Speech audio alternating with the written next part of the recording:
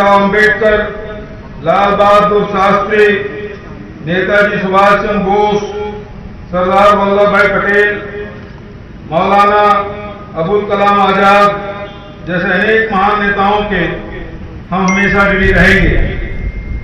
राष्ट्रीय आंदोलन की चेतना से छत्तीसगढ़ को जोड़ने और आदर्श विकास की नींव रखने वाले वीर Gundadhur Pandit Ravishankar Shukla, Thakur Pyarelal Singh, doctor Khubchand Baghel, Pandit Sundarlal Sharma, barrister Chhedilal, यतीनलाल, mini माता डॉक्टर राधाबाई, पंडित वामन राव लाखे, महंत लक्ष्मी नारायण दास, अनंत राम बख्शिया, मौलाना अब्दुल रऊफ खान, हनुमान सिंह, रोणीबाई परगनिया, केतकीबाई बघेल, श्रीमती बेलाबाई जैसे अनेक क्रांतिवीरों और मनीषियों के योगदान के कारण हम सब शान से सिर उठाकर जी रहे हैं।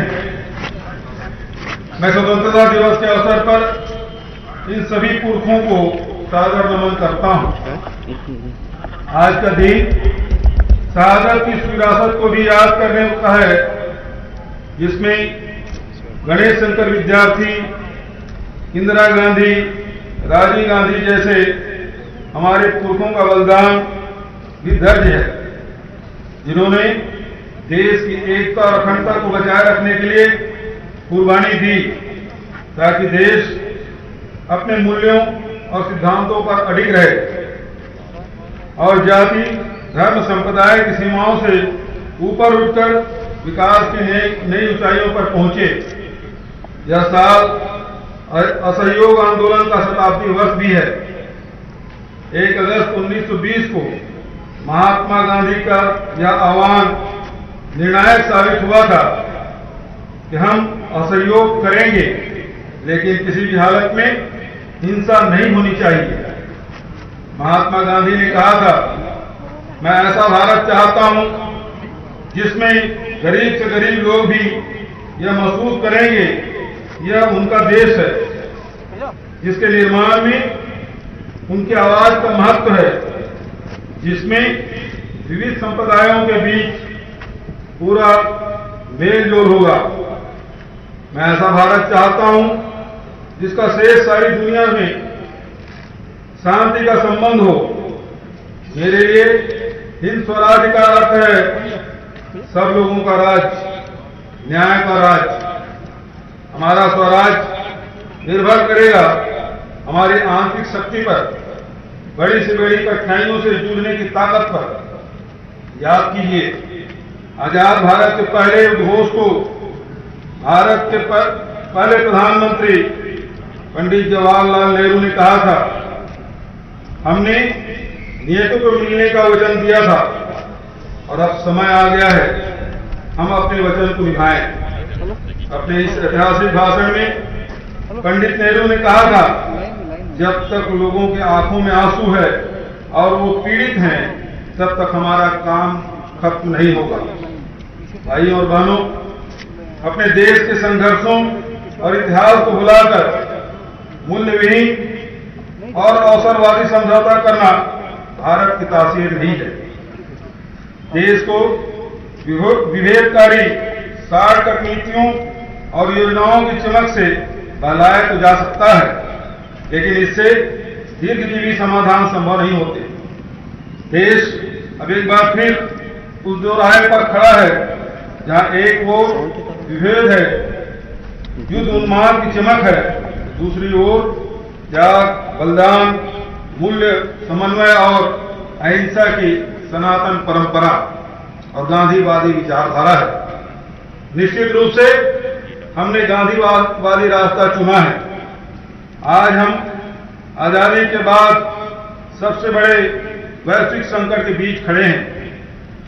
कोरोना और कोविड-19 के हमले ने पूरी दुनिया में इंसानियत को ही कसौटी पर रख दिया है और उन चेहरों को बेनकाब कर दिया है जो विकास के अपने तौर तरीकों को मानवीय बताते थे। ऐसे समय में हमें अपने संविधान से मिली शक्ति और समाजवादी, पंथ निरपेक्ष लोकतंत्रात्मक गणराज्य के रूप में मिली पहचान ने ही संरक्षण और रास्ता दिया। इसी शक्ति के संरक्षण में हम राज्य सरकार के रूप में अपनी प्राथमिकता तय कर सके। यह समय समाज के सबसे कमजोर तबकों के आंसू पोंछने का, उसे सशक्त बनाने का ही होना चाहिए। मानवता की सेवा की गांधीवादी सोच और नेहरूवादी संस्थाओं व अधोसंरचनाओं ने ही हमें कोरोना से मुकाबला करने योग्य बनाया। हम में से कोई भी वह मंजर शायद ही कभी भूल पाए कि किस तरह विभिन्न राज्यों से अपना रोजगार, जमा पूंजी, घर गृहस्थी खोकर प्रदेश के लाखों लोग चारों दिशाओं से पैदल आ रहे थे। हजारों लोग अलग अलग राज्यों में फंसे हुए थे। लॉकडाउन के कारण उन्हें रहवास, भोजन, बच्चों के लिए दूध, दवा जैसी बहुत जरूरी सुविधाएं भी दूभर हो रही थी। ऐसे समय में राज्य सरकार के कंधे से कंधा मिलाकर प्रदेश की जनता तथा संस्थाओं ने अभूतपूर्व कार्य किए हैं। 5.5 लाख से अधिक प्रवासी श्रमिकों की घर वापसी हुई है। उन्हें सुरक्षित और स्वस्थ घर पहुंचाने के लिए हर गांव में अर्थात लगभग 22,000 क्वारंटाइन सेंटर स्थापित किए गए। इन श्रमवीरों को न सिर्फ मनरेगा के तहत रोजगार दिलाया गया, बल्कि क्वारंटाइन सेंटर में ही इनके स्किल मैपिंग की व्यवस्था की गई ताकि इन्हें प्रदेश में सम्मानजनक रोजगार दिलाया जा सके। इस दौर में प्रदेश की स्वास्थ्य सेवाओं को भी चाक चौबंद बनाया गया, जिसके कारण संक्रमित लोगों की रिकवरी दर अन्य प्रदेशों से बेहतर रही तथा मृत्यु दर भी काफी कम रही। 21 राज्यों तथा 3 केंद्र शासित प्रदेशों में फंसे हमारे लगभग 3 लाख मजदूर साथियों को खाद्यान्न व अन्य राहत पहुंचाई गई। वहीं लॉकडाउन की अवधि में लगभग 74,000 मजदूरों को वेतन के बकाया राशि 171 करोड़ रुपये का भी भुगतान कराया गया। 160 श्रमिक स्पेशल ट्रेनों के माध्यम से न सिर्फ हमारे प्रदेश के मजदूर वापस लाए गए, बल्कि अन्य प्रदेशों के मजदूर को उनके राज्य में भेजने की व्यवस्था की गई। कोरोना महामारी के दौरान हमारी सार्वभौम टीडीएस योजना भी कसौटी पर खरी उतरी। 57 लाख अंत्योदय प्राथमिकता निराश्रित निःशक्तजन राशन कार्डधारियों को निःशुल्क चावल वितरण किया गया है। आंगनबाड़ी तथा मध्याह्न भोजन योजना के हितग्राहियों को मिलने वाली पोषण सामग्री में कोई बाधा न आए, इसके लिए घर पहुंच सेवा दी जा रही है। इस तरह मुख्यमंत्री सुपोषण अभियान भली भांति जारी रहा, जिससे कुपोषण में 13% की कमी आई। भाइयों और बहनों, हम गांधी, नेहरू, पटेल, बोस, भगत सिंह, आजाद, लाल बहादुर जैसे त्यागियों को अपना आदर्श मानने वाले लोग हैं, जिन्होंने आपदा को सिर्फ सेवा का अवसर माना था। विश्व इतिहास की सबसे दुखदायी और भयंकर त्रासदी के इस समय में हमारी सरकार ने सेवा के सिद्धांत को अपनाया, क्योंकि यही हमारी विरासत है। सेवा ही हमारा सनातन धर्म है। इसी रास्ते पर चलते हुए हमें आर्थिक मंदी और कोरोना संकट काल में अर्थव्यवस्था को बचाए रखने में सफलता मिली है। छत्तीसगढ़ में हमने अपनी संस्कृति, अपने खेतों, गांव, जंगलों, वनोपजों, प्राकृतिक संसाधनों, लोक कलाओं, परंपराओं और इन सब के बीच समन्वय से अपना रास्ता बना लिया। हमें गर्व है कि अर्थव्यवस्था का हमारा छत्तीसगढ़ मॉडल संकट मोचक साबित हुआ। कोरोना संकट पूरी दुनिया के लिए एक सबक बनकर भी आया है। महाशक्तियों का दम भरने वाले देश किस तरह एक वायरस के आगे बौने साबित हुए हैं और अपनी भावी नीतियों को लेकर चिंतन करने पर विवश हुए हैं। तथाकथित विकास की जड़ें कितनी सर्दी थी जो ऐसा एक झटका भी नहीं सह पाई। दुनिया यह जानना चाहती है कि छत्तीसगढ़ में विगत 1.5 वर्ष में ऐसी कौन सी शक्ति आ गई जिसने गिरती अर्थव्यवस्था को थाम लिया। मैं बताना चाहता हूं कि हमने किसानों, ग्रामीण आदिवासियों, वन आश्रितों और आम जनता को मजबूती दी। 2500 रुपये क्विंटल में धान खरीदी, कर्ज माफी, सिंचाई कर माफी, 4000 मानक बोरा तेंदुपत्ता संग्रहण, 31 वनोपजों के समर्थन मूल्य पर खरीदी, खादी और ग्राम उद्योग को बढ़ावा, घरेलू बिजली बिल हाफ, सामान्य और औद्योगिक भूमि गाइडलाइन में 30% की कमी, आवासीय फ्लैट के पंजीयन दर में कमी, औद्योगिक भूमि के हस्तांतरण तथा लीज रेंट में कमी, राजस्व तथा श्रम संबंधी सुधार सहित बहुत सारे फैसले ऐसे हैं जिसमें गांव से लेकर शहरों तक एक नया विश्वास जागा। किसानों, आदिवासियों और वन निवासियों की जेब में हमने 70,000 करोड़ रुपए की राशि डाली। निम्न तथा मध्यम आय वर्ग के लोगों को हजारों करोड़ रुपए की रियायत और राहत दी गई। इससे छत्तीसगढ़ के आम जनता की क्रय शक्ति जागी, जिसने उद्योग और व्यापार जगत को सहारा दिया। हमने बड़े और महंगे निर्माण की अर्थव्यवस्था के संचालन का मिथक तोड़ दिया है। स्थानीय जनता की सोच से विकास का रास्ता अपनाया है, जिसके कारण निवेश और विकास हमराही बन गए। विकास की हमारी सोच, नीति और क्रियान्वयन के बीच इतना गहरा नाता है।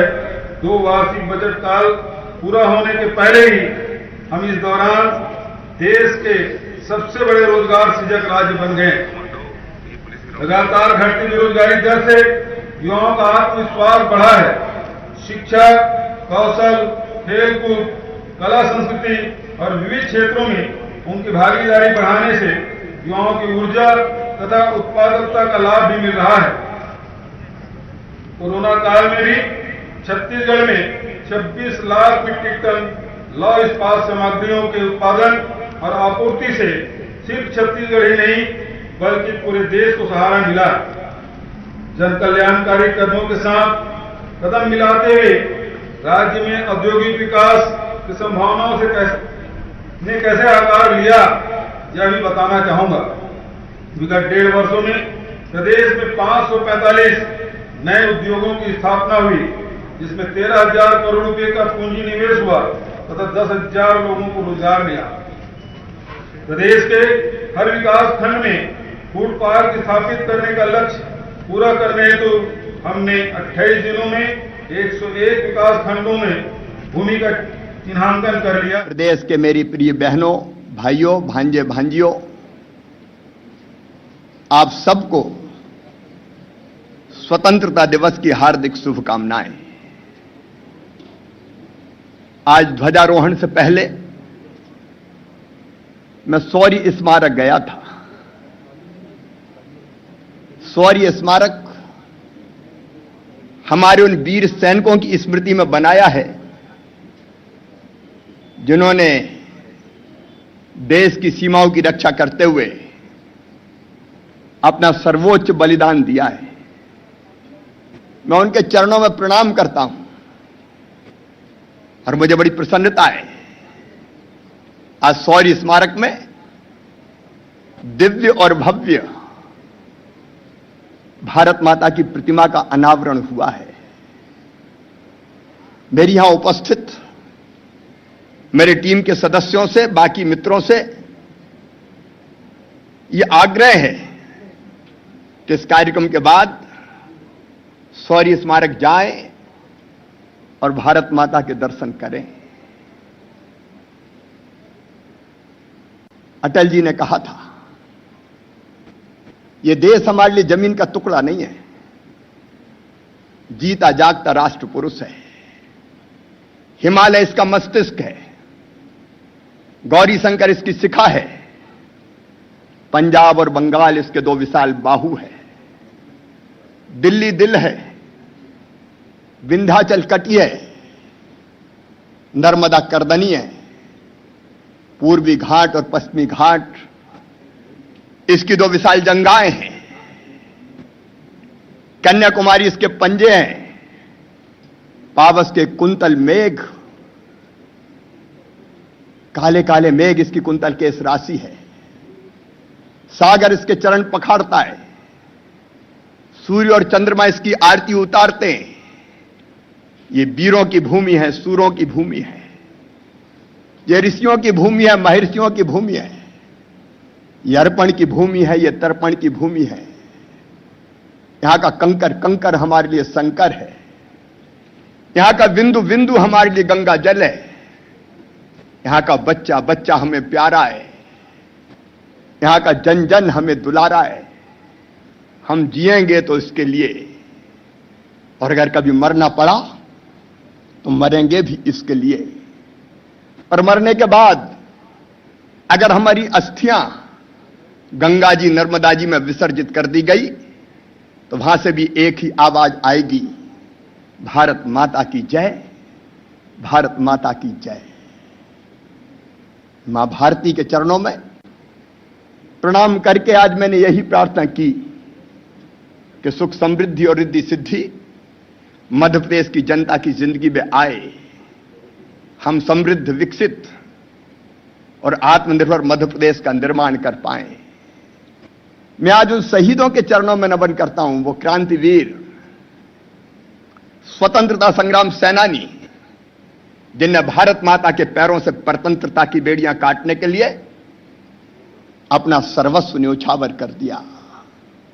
हंसते हंसते फांसी के फंदों पर चढ़े थे वे, सरफरोशी की तमन्ना अब हमारे दिल में है, देखना है जोर कितना वाजवे कातिल में है। वक्त आने दे बता देंगे तुझे आसमां, हम अभी से क्या बताएं क्या हमारे दिल में है। सब कुछ तो उनने निछावर कर दिया था। अंडमान और निकोबार के जेलों में पूरी जिंदगी और जवानी कोलू और चक्की पीसते हो गुजार दी थी, और कई ऐसे थे जिनने अपने गर्म गाढ़े और लाल रक्त से मां भारती को पवित्र किया था। उनके त्याग तपस्या बलिदान के फलस्वरूप यह आजादी हमें प्राप्त हुई थी। आज उन सबके चरणों में प्रणाम। मैं अमर शहीदों का चारण उनके यश गाया करता हूं, जो कर्ज राष्ट्र ने खाया है मैं उसे चुकाया करता हूं। मित्र, उन क्रांतिवीरों की, उन स्वतंत्रता संग्राम सेनानियों का एक ही इच्छा थी, संकल्प था, एक वैभवशाली भारत का निर्माण, गौरवशाली भारत, एक संपन्न भारत, एक समृद्ध भारत, एक शक्तिशाली भारत। और आज मुझे कहते हुए प्रसन्नता है कि हमारे प्रधानमंत्री श्रीमान नरेंद्र मोदी जी के नेतृत्व में वैसे भारत का निर्माण हो रहा है। एक स्वर्णिम अध्याय आज भारत का लिखा जा रहा है। एक नहीं अनेकों कदम। अभी हमारा भारत 1962 का भारत नहीं रहा है। अगर भारत मां की तरफ कोई आंख उठा के देखता है तो हमारे जवान उनकी गर्दन तोड़ते हैं। शहीद दीपक सिंह रीवा के फरेंदा के, उन्होंने देश की सीमाओं की रक्षा करते हुए अपना सर्वोच्च बलिदान दिया है। मध्य प्रदेश ने तय किया है कि वो शहीद सैनिक जो अपना सर्वस्व समर्पण कर देते हैं, उनके परिवार को 1 करोड़ रुपए की सम्मान निधि, परिवार के एक सदस्य को शासकीय नौकरी, एक प्लाट या मकान की व्यवस्था, उनकी प्रतिमा, ताकि उनका बलिदान चिर स्थायी रह सके, उनके सम्मान में हम करते हैं। आज देश के चमत्कारी नेतृत्व मिला है श्रीमान नरेंद्र मोदी जी। एक नहीं ऐसे अनेकों काम, कश्मीर में धारा 370 हटाने से लेके अयोध्या में भगवान श्री राम की जन्मभूमि पर मंदिर का निर्माण, जिनके बारे में लोग कहा करते थे कि असंभव हो नहीं सकता, जो असंभव था उसको संभव किया है नरेंद्र मोदी जी ने। अयोध्या में भगवान श्री राम की जन्मभूमि पर भव्य मंदिर का निर्माण तो होगा ही, लेकिन देश में प्रदेश में हमें राम राज्य की स्थापना भी करनी है। महात्मा गांधी का सपना था, बापू का राम राज्य। भगवान राम समदर्शी थे, कोई भेदभाव उनकी दृष्टि में नहीं था। तुलसीदास जी ने कहा था, दैहिक दैविक भौतिक तापा, राम राज काहू नहीं व्यापा। दैविक ताप, भौतिक ताप, दैहिक ताप, सबसे अलग राम राज की कल्पना। राम राज का आदर्श है, एकम सद विप्रा बहुधा वदंती। सत्य एक है, विद्वान उसको अलग अलग तरीकों से कहते हैं। राम राज का आदर्श है वसुदैव कुटुंबकम। आज प्रधानमंत्री जी ने भी कहा है, मेक इन वर्ल्ड। भारत केवल अपनी नहीं सोचता, भारत दुनिया की सोचता है। राम राज का आदर्श है आत्मवत सर्वभूतेषु। सब अपने जैसे हैं, कोई भेदभाव नहीं। राम राज्य का आदर्श है सत्यमेव जयते, सत्य की विजय हो। राम राज्य का आदर्श है धर्म की जय हो, अधर्म का नाश हो। राम राज्य का आदर्श है मनुष्यों में तो सद्भावना हो ही, प्राणियों में भी सद्भावना हो। राम राज्य का आदर्श है विश्व का कल्याण हो। राम राज्य का आदर्श है सर्वे भवन्तु सुखिनः।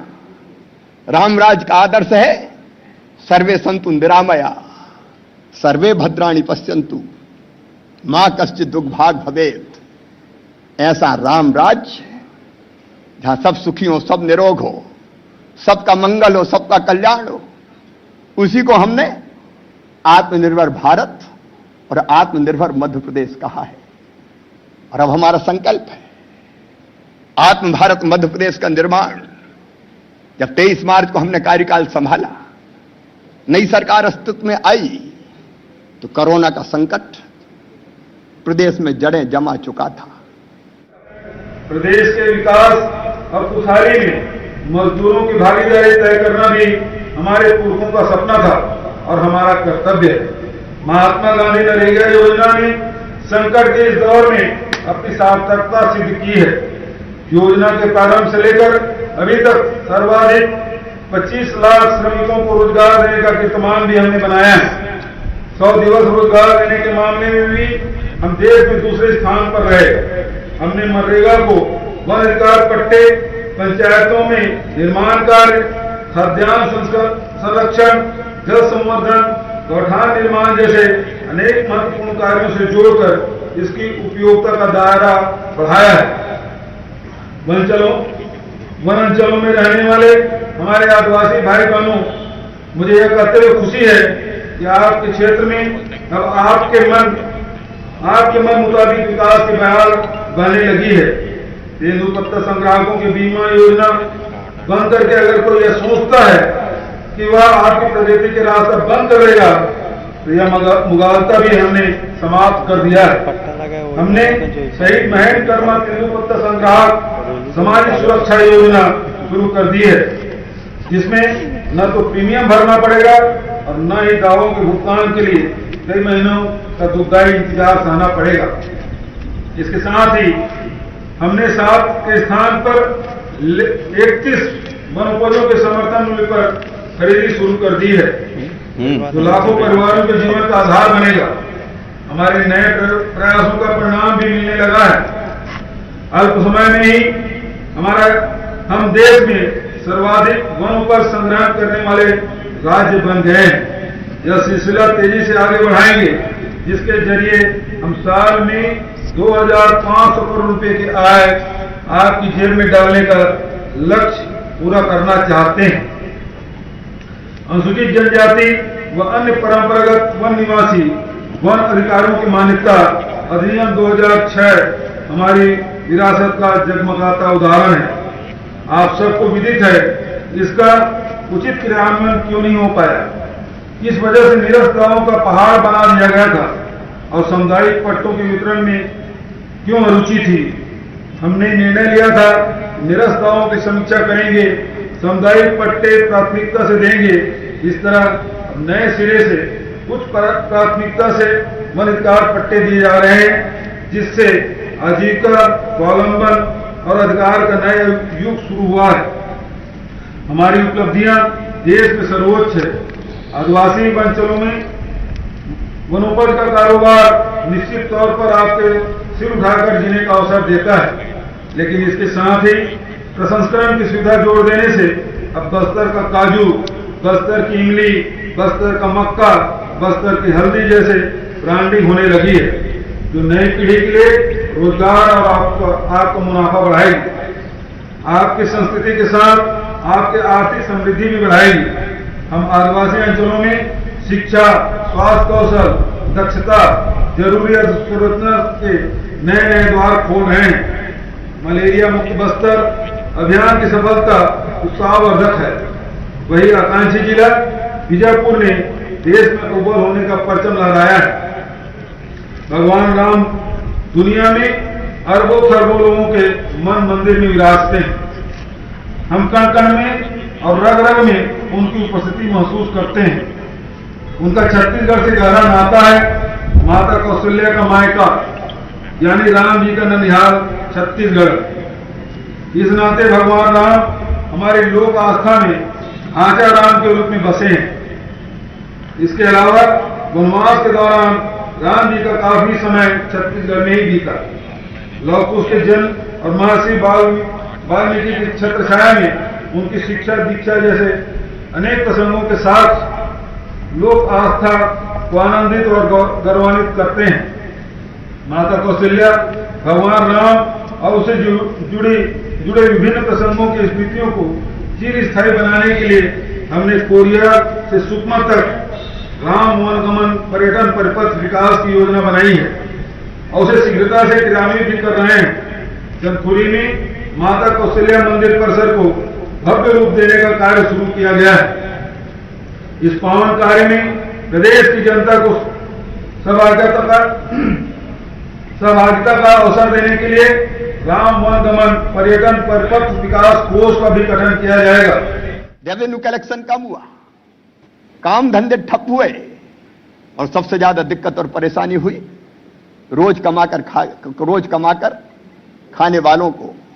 हमारे गरीब पथ विक्रेता, हाट ठेले में सब्जी बेचने वाले, फल बेचने वाले, चाय की दुकान वाले, पान की गुमटी वाले, सड़क पर रख के सामान बेचने वाले, हमारे मोची भाई बहन, हमारे बढ़ई, लोहार, कुम्हार, नाई, अनेकों वर्गों के गरीब भाई और बहन जो सुबह से शाम तक परिश्रम करते थे, तब दोनों टाइम के भोजन की जुगाड़ होती थी, उनके काम धंधे नष्ट हो गए।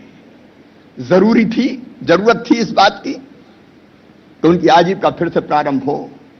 मैं प्रधानमंत्री श्रीमान नरेंद्र मोदी जी का अभिनंदन करता हूं।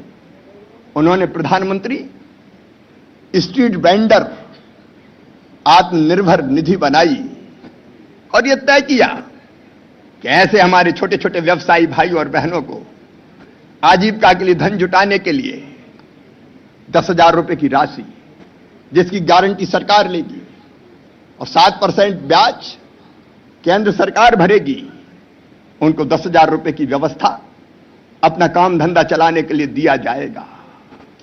हमने फैसला किया मध्य प्रदेश में कि 7% के ऊपर जितना ब्याज होगा वो मध्य प्रदेश की सरकार चुकाएगी। हमने रजिस्ट्रेशन प्रारंभ किया और मुझे खुशी है मेरे मित्रों, 8 लाख से ज्यादा शहरी पथ विक्रेताओं ने अपना रजिस्ट्रेशन करवाया और उन सबको 10,000 रुपया मिले। इसके अभियान में हम जुटे हुए हैं। अब तक भारत में जितने लोगों को यह राशि मिली है उनमें 47% लोग अकेले मध्य प्रदेश से हैं। हम रोज इसकी मॉनिटरिंग कर रहे हैं। 8 लाख से ज्यादा पथ विक्रेताओं को यह राशि उपलब्ध कराई जाएगी, क्योंकि मैं जानता हूं अगर यह राशि नहीं होती तो ऊंचे ब्याज की दरों पर 20, 25 और 30% महीना की दर पर उनको पठानी ब्याज पर पैसा लेना पड़ता है और चुकाने में ही उनका दम निकल जाता है। दूसरी तरफ हमने विचार किया केवल शहरी नहीं, गांव में भी कई पथ विक्रेता ऐसे हैं जो गांव में, कस्बों में अपने व्यापार को, अपने काम धंधों को सड़क पर चीजें बेचकर चलाते हैं। उनके लिए मुख्यमंत्री ग्रामीण पथ विक्रेता आत्मनिर्भर निधि की हमने स्थापना की। उसमें भी 8 लाख रजिस्ट्रेशन हुआ है। हमने तय किया उनकी गारंटी हम लेंगे 10,000 रुपए की, ब्याज पूरा हम भरेंगे और इन ग्रामीण पथ विक्रेताओं को भी हम ये 10,000 रुपया दिला के उनकी आजीविका की गाड़ी को पटरी पर लेके आएंगे। मेरे गरीब बहनों और भाइयों, चिंता मत करना, संकट के समय आपका रोजगार और आजीविका चलाने में हम कोई कसर नहीं छोड़ेंगे। हमने तय किया मेरे बहनों और भाइयों, कई भाई और बहन ऐसे थे जिनके पास राशन कार्ड नहीं थे, गरीब तो थे, पात्रता पर्ची थी, राशन मिलता नहीं था। गरीब होने के बाद भी राशन ना मिले, इससे बड़ी त्रासदी कोई हो नहीं सकती। One nation one ration card की योजना को भी हमने अमली जामा पहनाया और हमने फैसला किया कि 37 लाख गरीब भाई और बहन जिनको आज राशन नहीं मिलता, 1 सितंबर से उनको राशन देना प्रारंभ कर दिया जाएगा। गरीब की थाली कभी रहे ना खाली, यह हमारा संकल्प है। वैसे भाइयों को अब राशन प्रदाय की व्यवस्था प्रारंभ की जाएगी। हमने योजना बनाई थी हमारी सरकार के रहते हुए, संबल योजना। संबल गरीबों का बल थी और आज मैं फिर उद्घोषित करता हूं, अगर मध्य प्रदेश के खजाने पर पहला अधिकार किसी का है तो वह अधिकार गरीबों का है, पहला हक। क्योंकि हम जानते हैं इस देश में कुछ लोग ऐसे हैं मुट्ठी भर जिनके पास दौलत के अकूत भंडार है, लेकिन कई ऐसे हैं जिनको 2 समय की रोटी की जुगाड़ करने के लिए मशक्कत करनी पड़ती है। जबकि प्राकृतिक संसाधनों पर हक सबका है, अधिकार सबका है और इसलिए जिनके पास ये संसाधन है उन संसाधनों का उपयोग करके धन कमाते हैं, लेकिन जो खाली हाथ है उनको हम जो टैक्स आता है उसमें से अनेकों सुविधाएं देके उनका हक और अधिकार देते हैं। मेरे आलोचकों से हम कहना चाहते हैं, कई लोगों ने कहा कि संबल गरीब को कुछ बांटने का प्रयास है। मेरा साफ कहना है, मध्य प्रदेश की सरकार का यह गरीबों का हक है, हम उनको देकर रहेंगे। संबल योजना हमने फिर से चालू कर दी है और बच्चों की पढ़ाई लिखाई की व्यवस्था, गरीब बेटा बेटियों को भी पढ़ने का हक है, उनको भी मुस्कुराने का अधिकार है, आगे बढ़ने की ललक उनके दिल और दिमाग में है। मेरे भांजे भांजियों, तुम्हारी पढ़ाई की आज मैं फिर संकल्प व्यक्त करता हूं, निःशुल्क व्यवस्था की जाएगी। मुख्यमंत्री मेधावी विद्यार्थी प्रोत्साहन जैसी योजना जिसको ग्रहण लगा दिया गया था, हम फिर से प्रारंभ करेंगे ताकि गरीब बच्चे भी पढ़ लिख सकें। उनमें भी क्षमता होती है, उनमें भी प्रतिभा होती है, उनमें भी टैलेंट होता है।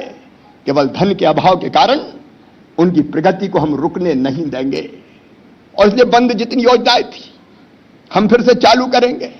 संबल योजना में हमने तय किया था, मेरी मजदूर बहना अगर बेटा बेटी को जन्म देगी तो जन्म देने के पहले 4,000, जन्म देने के बाद 12,000, कुल 16,000 रुपए की व्यवस्था की जाएगी ताकि प्रसव के बाद चिकित्सा बिरादरी ने यह साबित किया है कि वे वास्तव में धरती के भगवान हैं।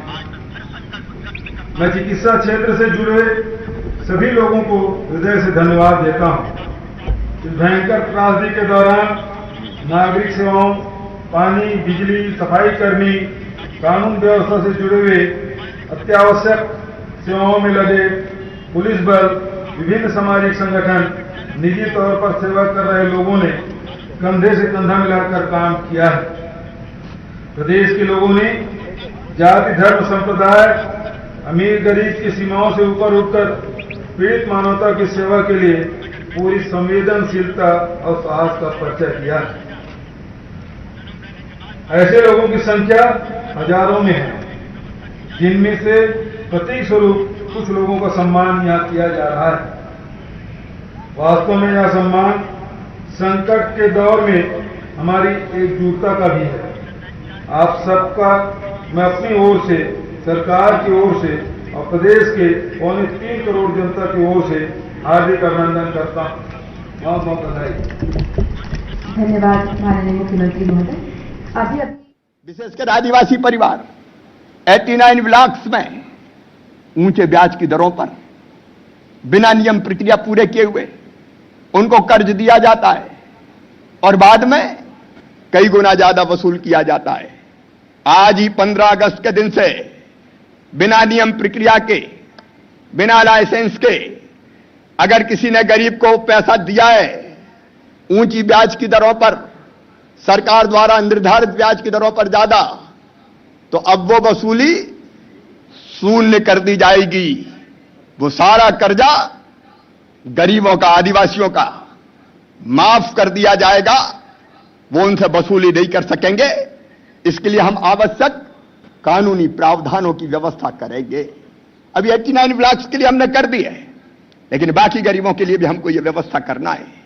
गरीबों की जिंदगी आसान बने, इस प्रयास में हम लगातार लगे हुए हैं। मैं अपने किसान भाइयों को आज हृदय से बधाई देना चाहता हूं।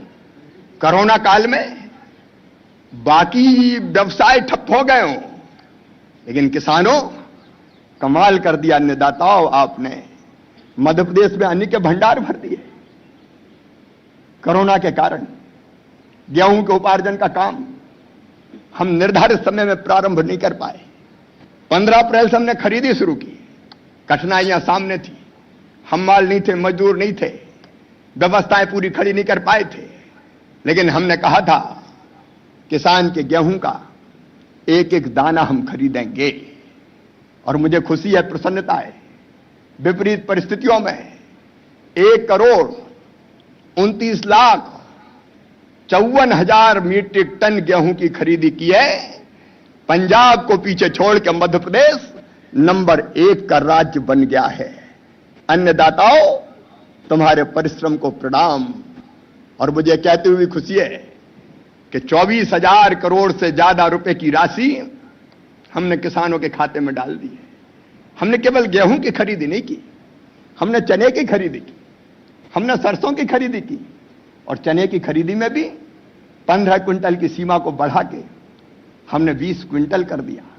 सरसों की खरीदी की सीमा भी 20 क्विंटल तक बढ़ा दी गई।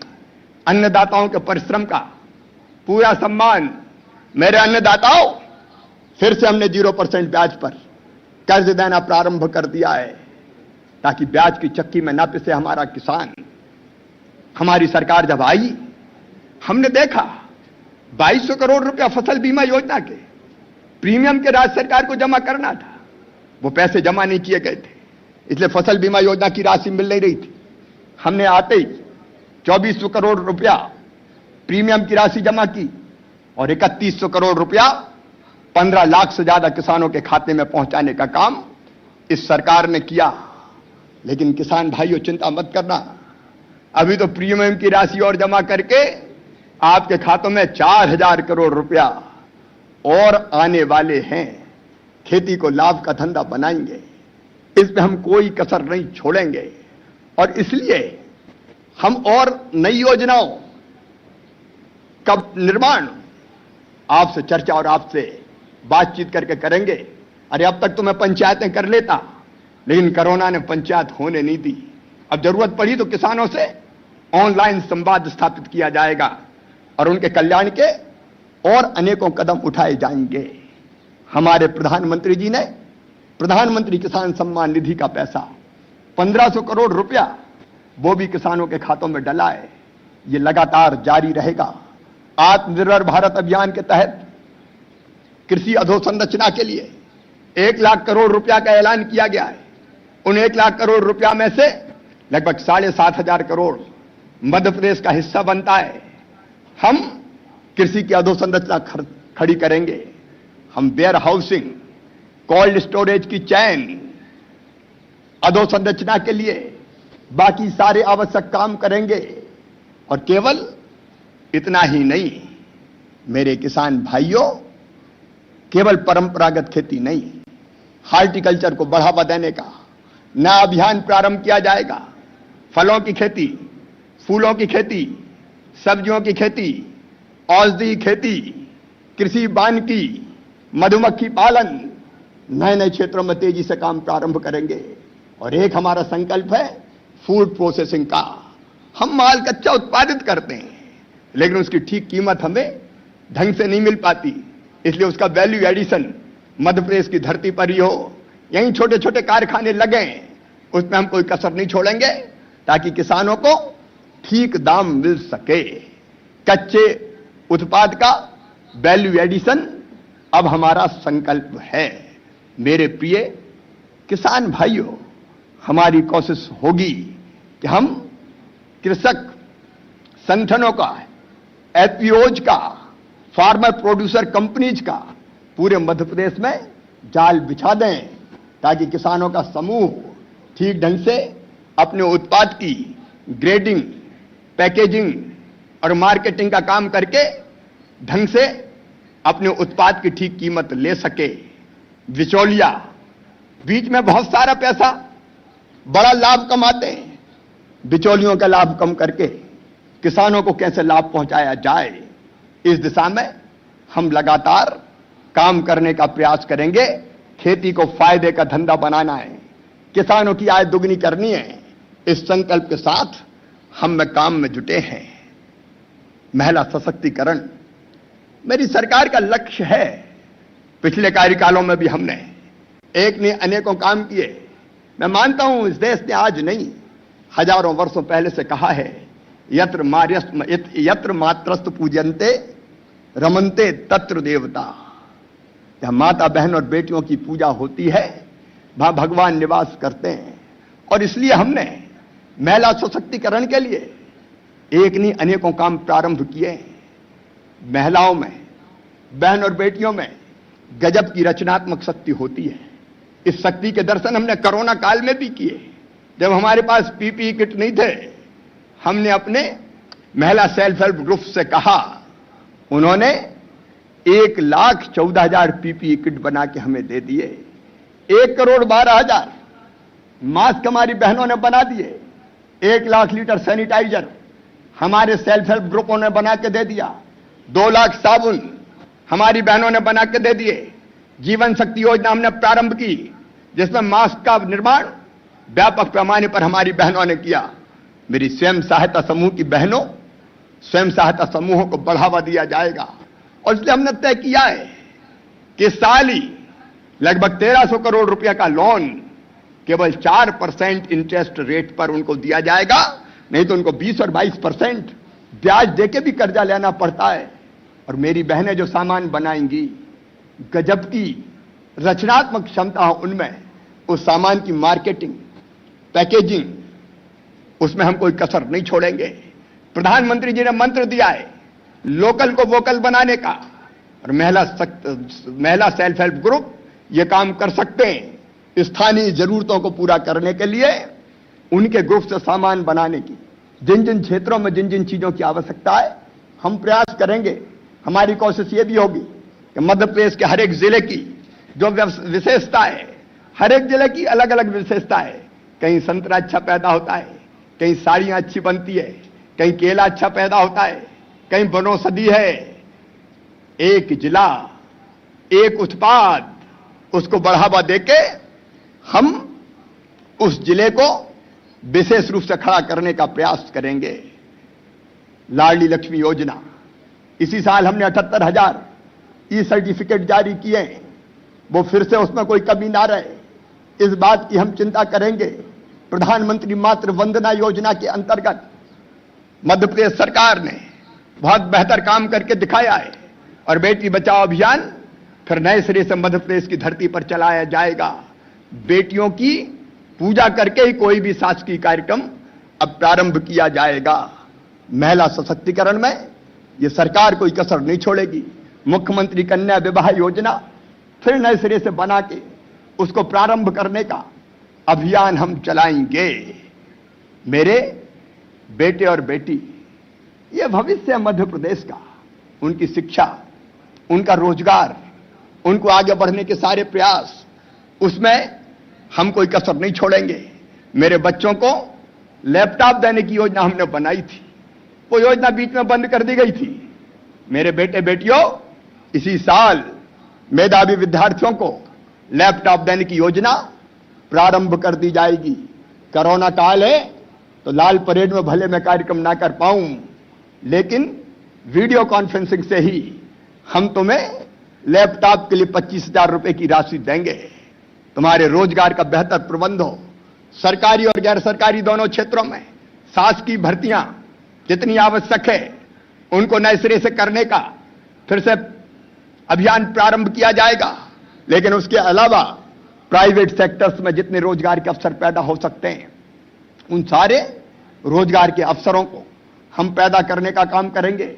मेरे बच्चों, स्टार्टअप, इंक्यूबेशन सेंटर, तुम में टैलेंट और प्रतिभा है, तुम्हें थोड़े सहारे की जरूरत है, इसलिए इंक्यूबेशन सेंटर हम प्रारंभ करेंगे। स्टार्टअप अगर इनोवेशन आइडियाज तुम्हारे पास है और तुम अपना काम धंधा प्रारंभ करना चाहते हो तो उसके लिए भी हम एक फंड की स्थापना करेंगे जिससे प्रारंभिक राशि तुमको मिल सके और तुम नौकरी मांगने वाले नहीं, रोजगार देने वाले बन जाओ। इस दिशा में भी हमारे प्रयास तेजी से प्रारंभ होंगे। हमारे समाज के जितने कमजोर वर्ग के भाई और बहन हैं, उनके समृद्धि और विकास के लिए प्रयास करना हमारी सर्वोच्च प्राथमिकता है। मेरे आदिवासी जनजाति बहनों और भाइयों, हमने पूरे प्रदेश में आदिवासियों को पट्टा देने का अभियान नए सिरे से प्रारंभ किया है। लगातार उस दिशा में काम चल रहा है और सभी पात्र जनजाति भाइयों और बहनों को पट्टे प्रदान किए जाएंगे। हम पट्टे देने का काम जल्दी प्रारंभ कर रहे हैं। वनोपज का ठीक दाम मिले, इसके लिए हमने योजना बनाई है। हमने दाम भी बढ़ाए। महुआ, अचार, महुए का फूल, गुल्ली, अनेकों जो वनोपज हैं उनके ठीक दाम देने के लिए तेंदुपत्ते का संग्रहण और इस सब में लगभग 580 करोड़ रुपया हमारे जनजाति भाई और बहनों के खाते में देने का हमने अभियान चलाया हुआ है। हमारे अनुसूचित जाति के भाई और बहनों, हमारे पिछड़े वर्ग के भाई बहनों, हमारे अल्पसंख्यक भाई बहनों, अनुसूचित जाति के बेटे बेटियों के लिए हमने ज्ञानोदय विद्यालय प्रारंभ किए हैं। उनकी स्कॉलरशिप छात्रवृत्ति लगभग 55 लाख से ज्यादा बच्चों की वो उनके खाते में हमने डालने का काम किया है। और पिछड़े वर्ग के भाई और बहनों, सरकार प्रतिबद्ध है। हम पाखंड में भरोसा नहीं रखते, लेकिन 14% की जगह 27% आरक्षण देने के लिए हम न्यायालय में कोई कोर कसर नहीं छोड़ेंगे। 27% आरक्षण मिले, उसके लिए सरकार पूरी तरह से गंभीर है। सामान्य वर्ग के निर्धन बेटे बेटियों 10% आरक्षण का लाभ सामान्य वर्ग के गरीब बेटे बेटियों को देने का हमारा अभियान जारी है। सामाजिक न्याय हमारी प्रतिबद्धता है और इसको हम देकर ही रहेंगे। हमारे कृषि क्षेत्र के विस्तार के लिए नई नई सिंचाई परियोजनाओं पर हमने तेजी से काम प्रारंभ किया है। आर्थिक संकट है, मैं उसका रोना नहीं रोऊंगा। हम पैसे की धन की व्यवस्था करेंगे। अभी हमने 13 सिंचाई की योजनाएं, लगभग अभी नई 7 सिंचाई की परियोजनाएं 13,500 करोड़ रुपए की लागत से उनको स्वीकृति देने का काम किया है। सावेर सहित कई अन्य सिंचाई की योजनाएं भी हमने स्वीकृत की है और नर्मदा मैया के जल की अपने हिस्से की एक एक बूंद का हम उपयोग करेंगे। उसके लिए धन की व्यवस्था के लिए हम अलग से अभियान चला रहे हैं। प्रदेश की प्रगति के लिए सड़कों का जाल हमने पहले ही फैलाया है, उसको और मजबूत करेंगे। विशेषकर चंबल क्षेत्र के विकास के लिए चंबल प्रोग्रेस वे बनेगा। चंबल के बिहड़, जहां कभी डाकुओं का आतंक बोलता था, डाकू तो हमने शांत कर दिए, लेकिन अब वहां विकास की बाहर लाना है और इसमें चंबल प्रोग्रेस वे वरदान सिद्ध होगा। मुरैना, श्योपुर, भिंड जिले से होकर उत्तर प्रदेश राजस्थान की सीमा तक एक नया प्रोग्रेस वे। ये केवल सड़क नहीं होगी चंबल वासियों, ये विकास का एक नया अध्याय शुरू करने का काम होगा। इस प्रोग्रेस वे के दोनों तरफ हम इंडस्ट्रियल क्लस्टर डेवलप करेंगे, टाउनशिप डेवलप करेंगे, अनेक व्यवसायिक गतिविधियां प्रारंभ करेंगे जो चंबल क्षेत्र की जनता की तकदीर और इस क्षेत्र की तस्वीर बदलेगा। नर्मदा मैया मध्य प्रदेश की जीवन रेखा है। अमरकंटक से लेके लगभग 1300 किलोमीटर बहती हुई खंबात की खाड़ी में नर्मदा मां जाती है। अधिकांश हिस्सा हमारे क्षेत्र में मध्य प्रदेश में है और इसलिए अमरकंटक से लेके अनूपपुर हो, शहडोल उमरिया हो, सीधी सतना रीवा हो, जबलपुर भोपाल इंदौर हो, वहां से खरगोन खंडवा, झाबुआ अलीराजपुर, बड़वानी हो, नर्मदा एक्सप्रेस वे बनाया जाएगा। नर्मदा एक्सप्रेस वे का विकास किया जाएगा और उसके दोनों तरफ जहां जहां औद्योगिक क्लस्टर बन सकते हैं, औद्योगिक गतिविधियां प्रारंभ हो सकती है, उसके लिए हम नए सिरे से अभियान चलाएंगे ताकि नर्मदा अंचल का औद्योगिक विकास हम भरपूर कर सकें। समृद्धि इन्हीं प्रयासों से मेरे मित्रों, समृद्धि लाने का काम मध्य प्रदेश की धरती पर किया जाएगा। हमारे जितने प्रयास संभव हो सकते हैं इसके लिए, उनमें हम कोई कसर नहीं छोड़ेंगे। पर्यटन की दृष्टि से, क्योंकि पर्यटन रोजगार के नए अवसर सृजित करता है, इसलिए नए पर्यटक सर्किट बनाने का हमने प्रयास प्रारंभ किया है। अमरकंटक सर्किट, रामायण सर्किट, तीर्थंकर सर्किट, मां नर्मदा परिक्रमा, राम वनगमन पथ, इनका निर्माण किया जाएगा और इनके माध्यम से कई गतिविधियां पर्यटन की प्रारंभ की जाएगी। बफर में सफर जैसे अभियान भी हम प्रारंभ करेंगे जिससे रोजगार के नए अवसर प्रारंभ हो। उद्योगों की दृष्टि से, चाहे वो हमारे बड़े उद्योग हो, उनको अनेकों छूट हमने दी है। एमएसएमईज को प्रधानमंत्री जी ने जो आत्मनिर्भर भारत का पैकेज दिया है, उस पैकेज का हम भरपूर लाभ उठाएंगे, उसमें हम कोई कसर नहीं छोड़ेंगे। और एमएसएमई के साथ साथ हमारे लघु और कुटीर उद्योगों के साथ साथ हम सिंगल विंडो को ऐसा बनाएंगे कि start your business in 30 days. जो हर्डल है, जो अवरोध है, जो बाधाएं हैं, उनको दूर करके तेजी से औद्योगिक विकास का नया अध्याय मध्य प्रदेश की धरती पर प्रारंभ करेंगे। रेडीमेड गारमेंट सेक्टर को और बढ़ावा दिया जाएगा और रेडीमेड गारमेंट सेक्टर चूंकि रोजगार देता है, इसलिए हमने 25 करोड़ तक के निवेश को भी मेगा प्रोजेक्ट के रूप में स्वीकार किया है ताकि रोजगार के नए अवसर सृजित किए जा सकें। सरकारी नौकरियों में भी हमारा स्पष्ट रूप से कहना है, मध्य प्रदेश के बच्चों को प्राथमिकता दी जाएगी। हम ऐसी व्यवस्थाएं खड़ी करेंगे कि 10th और 12th की मार्कशीट के आधार पर हम जो स्थानीय बच्चे हैं उनको रोजगार देना सुनिश्चित कर सकें। जब रोजगार के कम अवसर उपलब्ध हो तो हमारी ड्यूटी है कि हम अपने प्रदेश के बच्चों की पहले चिंता करें कौशल विकास की दृष्टि से, ताकि बच्चों के हाथों में कौशल आए, उसमें हम कोई कसर नहीं छोड़ेंगे। भोपाल में ग्लोबल स्किल पार्क 600 करोड़ रुपए की लागत से सिंगापुर के सहयोग से बन रहा है। हमने अपनी आईटीआईज को अपग्रेड करने का काम कर रहे हैं। अब टपरे वाली आईटीआई नहीं चलेगी। वो ट्रेड जिनमें रोजगार मिल सके उनको हम प्रारंभ कर रहे हैं। कुछ पहले हमने प्रारंभ किए हैं, बाकी आईटीआईज का भी हम उन्नयन करके उनको भारत स्तरीय और विश्व स्तरीय बनाने का भरसक प्रयास करेंगे ताकि हमारे बच्चों को तत्काल रोजगार मिल सके। ग्रामीण और कुटीर उद्योगों का मध्य प्रदेश में जाल बिछाया जाएगा ताकि लोकल को वोकल करने के प्रधानमंत्री जी के संकल्प को हम पूरा कर सकें। हम ये भी प्रयास करेंगे मध्य प्रदेश में कि जिससे हमारे सारे सिटीजन्स को सिंगल सिटीजन डाटाबेस बना के एक ही पोर्टल पे सारी सुविधाएं देने का काम कर सकें। अलग अलग योजना के लाभ के लिए उनको अलग अलग पोर्टल पर ना जाना पड़े, उस काम को भी हमने प्रारंभ किया है। एक काम और जो हमने अभिनव प्रारंभ किया था, आनंद बाहर से नहीं आता, आनंद अंदर की चीज है और इसलिए हमने आनंद हैप्पीनेस डिपार्टमेंट बनाया था, आनंद संस्थान का उसके लिए गठन किया था। उस काम को फिर से नए सिरे से प्रारंभ करके हम अपने अंदर तो झांक के देखें इसलिए अल्प विराम जैसी योजनाएं जो हमको आंतरिक आनंद दे, उसको भी बढ़ावा देने का हम हर संभव और भरसक प्रयास करेंगे।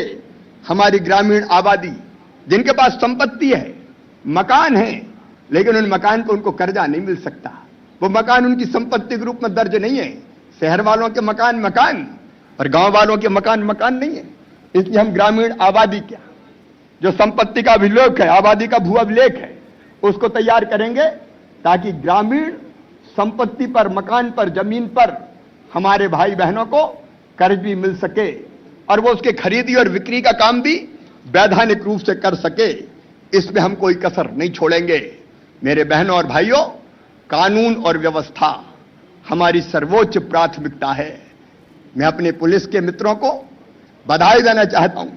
पिछले दिनों माफियाओं के खिलाफ बड़ी प्रभावी कार्रवाई प्रारंभ की है और मैं चेतावनी देना चाहता हूं, ये जो भी माफियाज हैं, चाहे वो भू माफिया हो, वो सहकारी माफिया हो, वो ड्रग्स का धंधा करने वाले हों, वो चिटफंड कंपनियां बना के जनता को लूटने वाले हों, वो अपराध करके जनता को डराने वाले हों, वो अवैध उत्खनन करने वाले हों,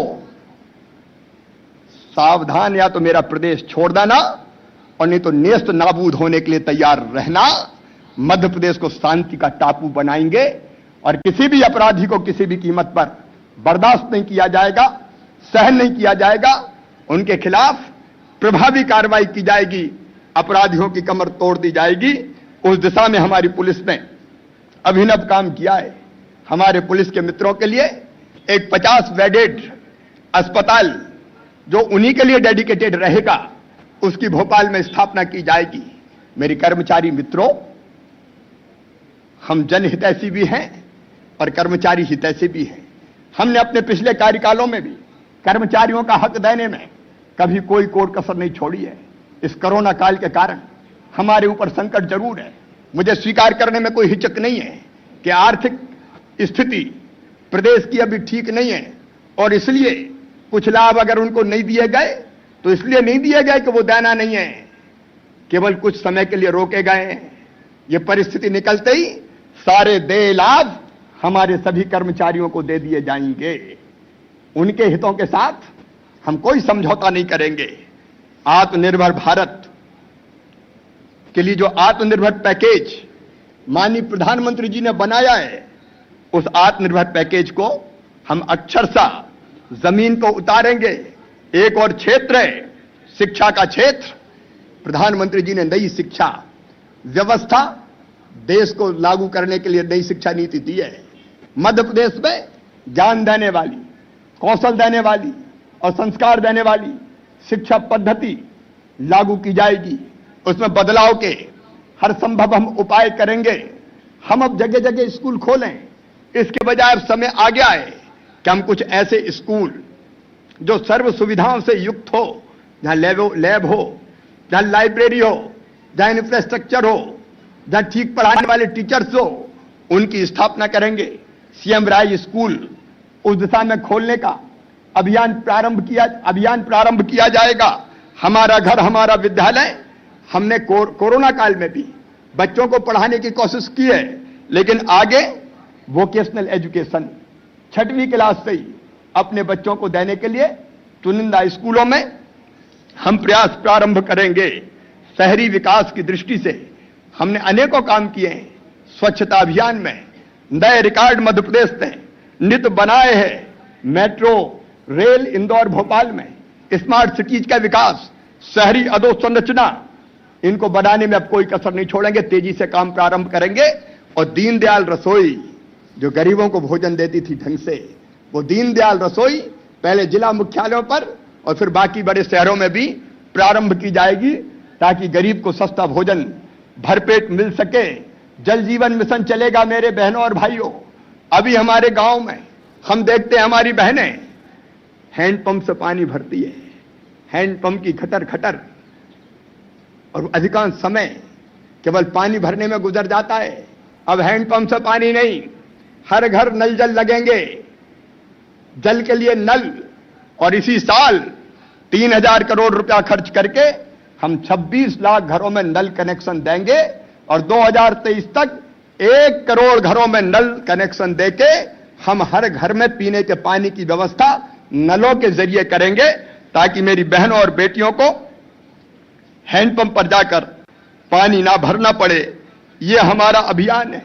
सोलर पावर प्लांट की बिजली में हम आत्मनिर्भर है, लेकिन क्लीन एनर्जी चाहिए, भविष्य की एनर्जी है सोलर एनर्जी। अभी प्रधानमंत्री जी के हाथों हमने रीवा में 750 मेगावाट के सोलर पावर प्लांट का उद्घाटन करवाया था। हम यही नहीं रुकने वाले, एक अभिनव प्रयास प्रारंभ होने वाला है।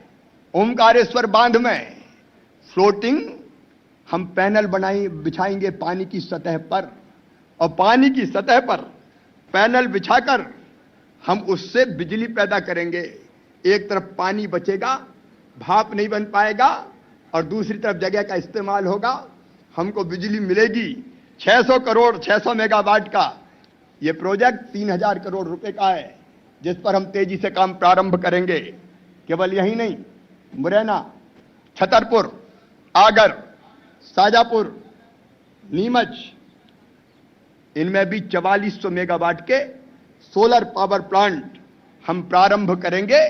आत्मनिर्भर भारत के लिए आत्मनिर्भर मध्य प्रदेश, और हर क्षेत्र में आत्मनिर्भर मध्य प्रदेश, उसके लिए एक अभियान हमने शुरू किया। वेबिनार के माध्यम से कई विशेषज्ञों को जोड़कर हमने मध्य प्रदेश की धरती पर लगातार 4 दिन चिंतन किया, अलग अलग विषयों पर। भौतिक अधोसंरचना, सुशासन, शिक्षा, स्वास्थ्य, उद्योग, रोजगार, और कई सुझाव आए। मैंने मेरे मंत्री साथियों के समूह बनाए, वो तेजी से बैठ कर करके जो सुझाव उन पर विचार करेंगे। 25 अगस्त तक मुझे रिपोर्ट देंगे। फिर नीति आयोग से परामर्श करके हम आत्मनिर्भर मध्य प्रदेश का पूरा रोड मैप तैयार करेंगे। कोई पक्ष नहीं छोड़ेंगे। मैं प्रदेशवासियों से प्रार्थना करता हूं कि आत्मनिर्भर मध्य प्रदेश के लिए हमें आपका सहयोग चाहिए, आपके सुझाव चाहिए। पंचायतें हम नहीं कर पा रहे हैं, लेकिन समाज के अलग अलग वर्गों के अलग अलग व्यवसायों के लोग, उनमें भी टैलेंट, क्षमता और प्रतिभा है। आत्मनिर्भर मध्य प्रदेश के लिए हमें जरूर सुझाव दें। आपके अच्छे सुझाव को हम अमल पर लाने का विश्वास करेंगे। मेरा आत्मनिर्भर मध्य प्रदेश आत्मविश्वासी मध्य प्रदेश होगा। आत्मविश्वासी मध्य प्रदेश, अनुशासित मध्य प्रदेश, देश की प्रगति और विकास में महत्वपूर्ण भूमिका निभाने वाला मेरा समृद्ध मध्य प्रदेश, मेरा विकसित मध्य प्रदेश, यह हमारा संकल्प है। मेरे बहनों और भाइयों, हम सरकार चलाने के लिए सरकार नहीं चलाएंगे, हम मध्य प्रदेश बदलने के लिए सरकार चलाएंगे, और 3 साल में आने वाले आत्मनिर्भर मध्य प्रदेश बना के दिखाएंगे। उसके लिए मुझे आप सबका सहयोग चाहिए मेरे बहनों और भाइयों, क्योंकि बिना जनता के सहयोग के हम ऐसे मध्य प्रदेश का निर्माण नहीं कर सकते। मैं आपसे अंतरात्मा से अपील करता हूं, प्रार्थना करता हूं, जिसमें भी जो क्षमता है, जिसमें जो कौशल और कुशलता है, उस कौशल और कुशलता को झोंक दें। आत्मनिर्भर मध्य प्रदेश के निर्माण में हम अपना सर्वश्रेष्ठ झोंकें। जो काम करें पूरे मनोयोग के साथ करें, क्योंकि वो काम केवल आपके लिए नहीं है, मध्य प्रदेश के निर्माण के लिए है। ऐसा आत्मनिर्भर मध्य प्रदेश जो भावी पीढ़ियों के लिए स्वर्ग बन जाए, उसको बनाने की दिशा में आप सबका सहयोग मिले, ये प्रार्थना है। और कोई ये ना सोचे कि मैं बड़ी बड़ी बात कर रहा हूं। और जब हम कोई विचार करते हैं तभी तो वो क्रियान्वित होता है। किसी ने उड़ती हुई चिड़ियों को देख के हवा में उड़ने की कल्पना की और हवाई जहाज का आविष्कार हो गया।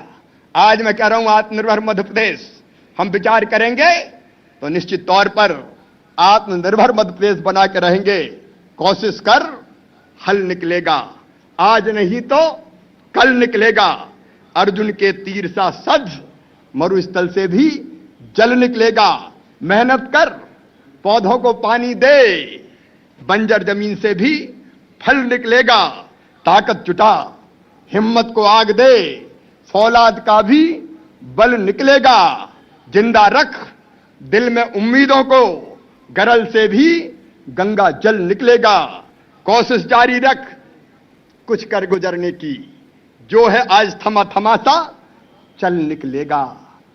आत्मनिर्भर मध्य प्रदेश चल निकलेगा, बनेगा। यह हमारा संकल्प है, क्योंकि हमारा इतिहास गर्व करने वाला, हमारा वर्तमान उत्साह भरने वाला और हमारा भविष्य आशान्वित करने वाला है।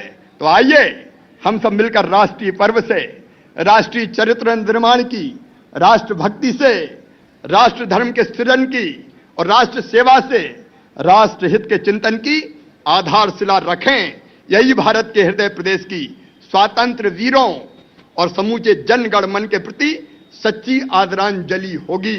मैं सभी प्रदेशवासियों को स्वतंत्रता दिवस की पुनः शुभकामनाएं देता हूं और अपील करता हूं कि आप सभी सजग रहें, स्वस्थ रहें, मास्क पहने, 6 फीट की दूरी बनाए रखें, साबुन से बार बार हाथ धोएं, स्वस्थ रहें और प्रसन्न रहें।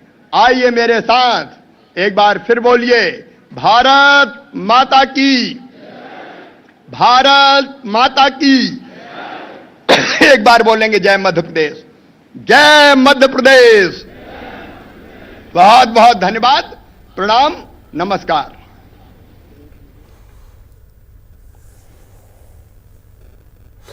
तो सीएम शिवराज सिंह चौहान को आपने सुना, आत्मनिर्भर मध्य प्रदेश का उन्होंने जिक्र किया। इसके अलावा तमाम जो कोशिश की जा रही है मध्य प्रदेश को बनाने की, बेहतर बनाने की, बेहतरीन बनाने की, उसका भी जिक्र उन्होंने किया। अपने सपनों